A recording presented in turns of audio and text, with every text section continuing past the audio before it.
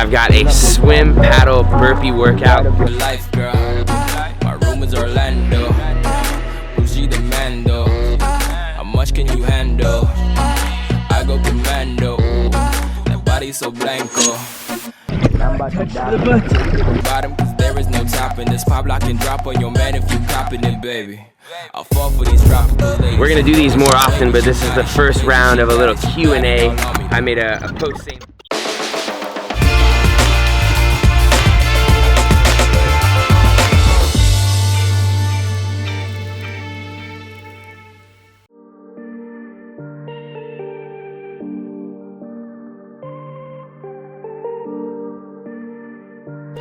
What's up? We're at the world-renowned Miami Rowing Club. I've got a swim, paddle, burpee workout right here in the bay.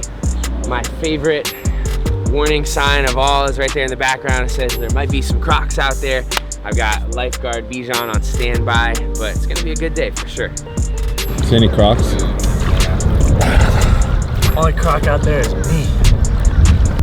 What would you do if you saw a croc? I would literally just sit on the paddleboard Indian style to pray that I don't tip over. Would you warn Noah? That's a good question. I probably wouldn't. Nope. There's not really any crocs in this water. No, I've seen one here before. You just said before we got here that you haven't. I just said it to make you feel better. So the workout is a 300-yard swim, a 600-yard stand-up paddle, 50 burpees, a 600-yard laying down paddle, and a 300-yard swim to close it off.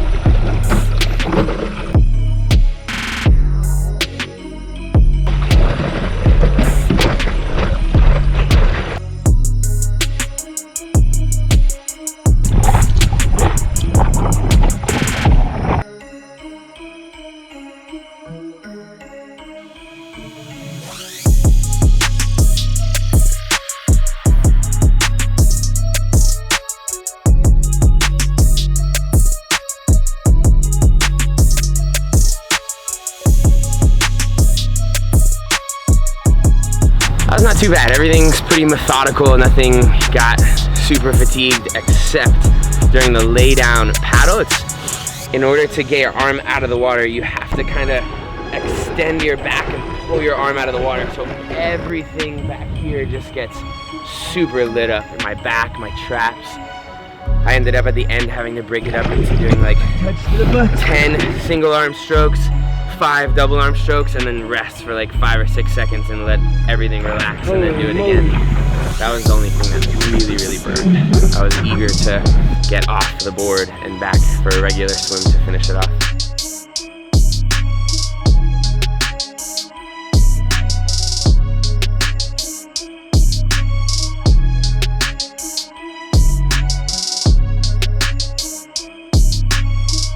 Any of your body parts start hurting, like skin?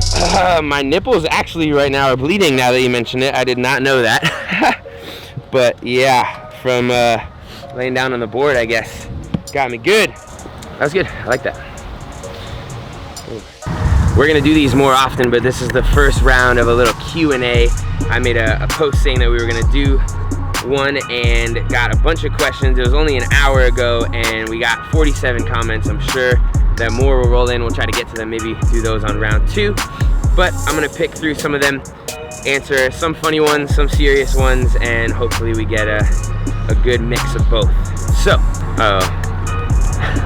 on the photo I had a piece of seaweed hanging out of my pants, and it was on purpose. I didn't know if anybody was gonna notice. First person I see that noticed happened to be Joanne's mom. Irene, I'm sorry that you had to see that. Jabber214 asks, can you use CrossFit to gain muscle? My answer to that is absolutely yes. Not that I'm the model for that, but a personal story. When I started CrossFit, I weighed 155 pounds. through doing CrossFit, I have gotten up to 200 pounds at one point. Right now I'm like 185. So if you call it from then until now, that's 30 pounds that I've put on of primarily muscle. A lot of the CrossFit movements are compound lifts, so back squats, deadlifts, front squats, clean snatches, all the things that your body has to kind of build a really strong base to be able to support. And so when I used to do exercises, I would do core by simply doing sit-ups and V-ups and all the traditional core stuff. And yeah, I would structure the muscles, but I didn't have any density there. And in doing front squats, I think I felt it more than ever. My body started to just pack on muscle around my trunk to support the barbell. So I think that is essential. You'll start to put on a lot of weight in your legs, but all the places that you need it. So yes, I think you definitely can use CrossFit to gain muscle. I think it's a common misconception that CrossFit burns muscle. Look at all the games athletes. Everybody's got a pretty significant amount of muscle. Let's see, another question. Crouch Crew asks, do you have any favorite supplements and what should you take for mass gain supplement wise? So that kind of falls hand in hand with the other question. I do take supplements. My favorite line of supplements are X-Works. That is my supplement sponsor. I take their protein, which is called X-Works Grow. Their pre-workout I take probably the most rarely is X-Works Ignite. The product that I helped them develop, which is my favorite, is a carb supplement called Motion. And then they also make a creatine monohydrate called Lift. That, I would say, the creatine and the carbs and the protein are probably the top 3 supplements that you would want to take to gain muscle. Creatine, we studied in school, there are no known negative side effects, only positive side effects in gaining lean muscle mass, strength, and power. So creatine is awesome if you're trying to put on size, as is protein to rebuild. And carbs, I take more than anything. I'll take about 100 grams of carbs taking the Motion every single day after training to refuel. How do you and your girl balance such a busy life with traveling and her having to work? That question was asked by MXN Dog V. That's a good question, and I don't think there's any secret to it. We kind of just roll with the punches, and whenever we have opportunities that come up that we're able to both attend, we do. When we don't, it's kind of a matter of picking and choosing the opportunities that make the most sense, where if I'm gonna have to travel and be away while she's back at home in PT school, then it's gonna really have to be a significant trip. Yeah, I don't know, it's just a matter of balance. It's finding the trips that make sense that you can take together and only doing the ones where you're gonna be apart when you really have to. I think we've done a good job of that, keeping a healthy relationship.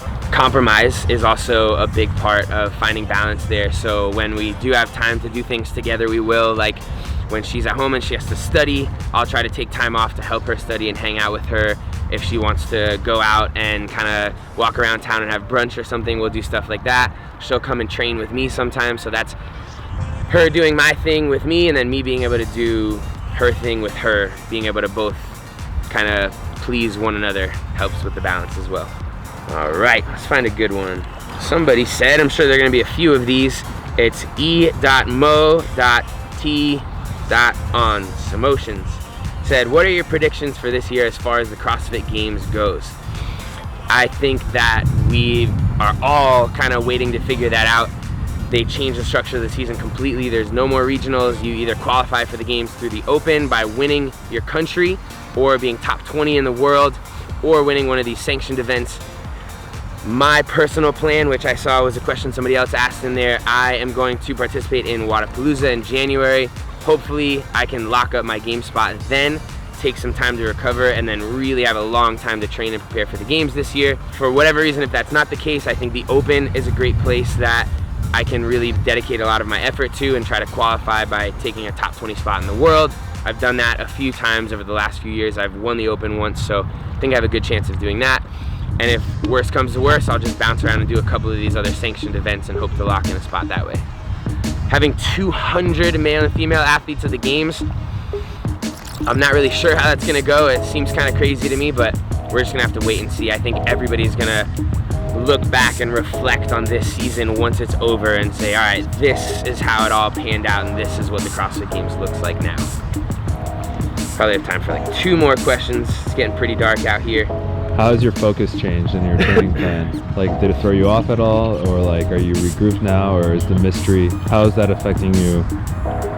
Yeah, I think when they announced the changes, it did kind of throw everybody for a loop and halt you in your tracks, because our season has typically always been prepare for the Open, do well there, prepare for regionals, do well there, and make it to the games. And now it's kind of like, wait a second, I might not even have to do the Open, and there are no regionals. And so taking a step back and restructuring the season, everybody's going to be doing it a little differently this year, which is kind of interesting. But I think if you have a coach or somebody that gives you a little guidance, being able to sit down with them and plan that out will give you a little bit more of a sense of comfort. That's kind of what I did.